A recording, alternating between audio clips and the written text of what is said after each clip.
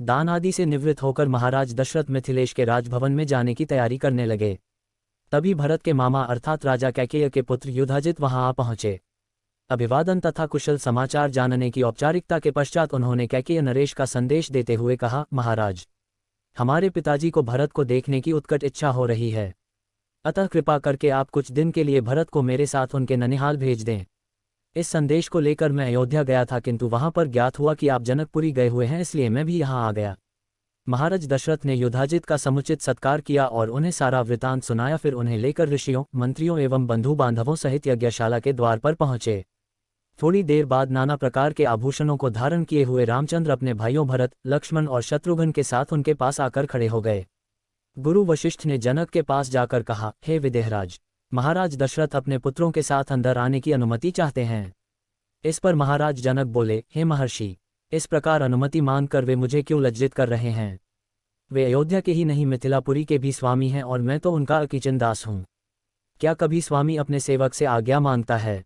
उनसे कहिए चारों कन्याएं विवाह वेदी पर प्रतीक्षारत हैं, वे निसंकोच अंदर पधारने का कष्ट करें।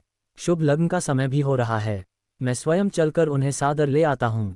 इतना कहकर वे महाराज दशरथ के पास पहुंचे और उन सबको यज्ञस्थल में ले आए। सबको यथोचित आसन देकर जनक ने उनकी पूजा की। फिर वशिष्ठ जी से बोले, हे ब्रह्मर्षि, आप इन ऋषि मुनियों के साथ विवाह कार्य संपन्न कराइए। आपसे अधिक योग्य पुरोहित और कौन हो सकता है? गुरु वशिष्ठ, महर्षि विश्वामित्र और मिथिला के राजपुरोहित शतानंद विवाह कार्य संपन्न कराने लगे। सबसे पहले वैदिक विधि के अनुसार विवाह के लिए वेदी का निर्माण कराया गया। फिर अनेक प्रकार के सुगंधयुक्त फूलों से उसे सजाया गया। कुछ दूरी पर चारों ओर गमले सजाए गए जिनमें चित्त को प्रसन्न करने वाली सुगंधित रंग बिरंगे फूल लगे हुए थे। वेदी के निकट कई स्थानों पर स्वर्ण पात्रों में धूप, केशर, नैवेद्य, अक्षत, घी, दही, शहद आदि सामग्री रखी हुई थी। यज्ञ संपन्न कराने वाले महानुभावों के लिए कुश के आसन बिछा दिया गए। गुरु वशिष्ठ एवं अन्य महर्षियों ने वेद मंत्रों का उच्चारण करते हुए हवन कुंड में अग्नि प्रज्वलित की। फिर वशिष्ठ जी के आदेश पर राजप्रासाद की महिलाओं ने जनककुमारी सीता को लाकर यज्ञ वेदी के निकट खड़ा कर दिया। उस समय सीता जी का मुखमंडल प्रातःकालीन बाल रवि की भांति अनुपम सौंदर्य से देदीप्यमान हो रहा था। नख से शिख तक वे बहुमूल्य रत्नजटित आभूषणों से सजी हुई थीं। संक्षेप में कहा जाए तो उस समय सीता की छवि को देखकर करोड़रतियों का संयुक्त रूप भी नगण्य प्रतीत होता था। सीता इन सब बातों से अनजान दृष्टि झुकाए एकटक पृथ्वी को निहार रही थीं। महाराज जनक अपनी लाडली पुत्री सीता को श्री रामचंद्र के निकट खड़ा करके विनीत स्वर में बोले, हे रघुकुल तिलक रामचंद्र, मैं अपनी पुत्री सीता का हाथ आपके सशक्त हाथों में सौंपते हुए ये कामना करता हूं कि मेरी पुत्री आपकी अर्धांगिनी होकर सदैव छाया की भांति आपका अनुसरण करती रहे। अतः हे कौशल्या कुमार, इसे आप अपनी पत्नी के रूप में स्वीकार कीजिए।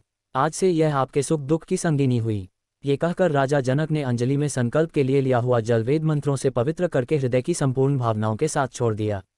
महिलाएं मंगलगान करने लगीं। मृदंग, दुंदुभी तथा नाना प्रकार के वाद्य यंत्रों का सुमधुर स्वर चारों ओर गूंजकर इस हर्षपूर्ण घटना की सूचना देने लगा।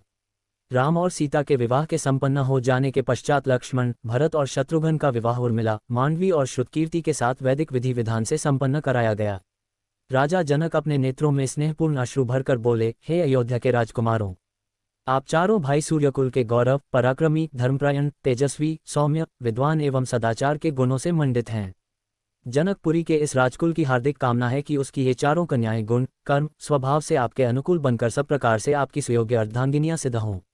इसके पश्चात वशिष्ठ जी की आज्ञा से चारों राजकुमारों ने अपनी नवविवाहित पत्नियों के साथ अग्नि की प्रदक्षिणा की। विवाह संपन्न होने के पश्चात महाराज दशरथ समस्त मंत्रियों, ऋषि मुनियों और सपत्नीक राजकुमारों के साथ अपने ठहरने के स्थान पर चले गए। जनकपुरी में रात्रि विश्राम करके प्रातःकाल मुनि विश्वामित्र विदा लेकर उत्तराखंड की ओर चले गए। महाराज जनक ने दहेज के रूप में असंख्य दास दासियां, हाथी, घोड़े, गौएं, रत्नजटित आभूषण, वस्त्र, बर्तन आदि नाना प्रकार की वस्तुएं देकर अयोध्यापति दशरथ को विदा किया और उन्हें पहुंचाने के लिए नगर के द्वार तक आए। वे हाथ जोड़कर बड़ी नम्रता के साथ बोले, हे राजन, मुझे सब प्रकार से अपना दास समझकर मुझ पर कृपा बनाए रखिए। मैं एक बार फिर आभारपूर्वक कहना चाहता हूं कि आपने मेरे कुल के साथ संबंध स्थापित करके मुझे गौरवान्वित किया है। मेरी कन्याएं आपकी आज्ञाकारिणी एवं दोनों कुलों का गौरव बढ़ाने वाली हों, यही मेरी मनोकामना है। फिर उन्होंने तथा कुशध्वज ने अश्रुपूर्ण नेत्रों से चारों कन्याओं को आशीर्वाद देते हुए विदा किया।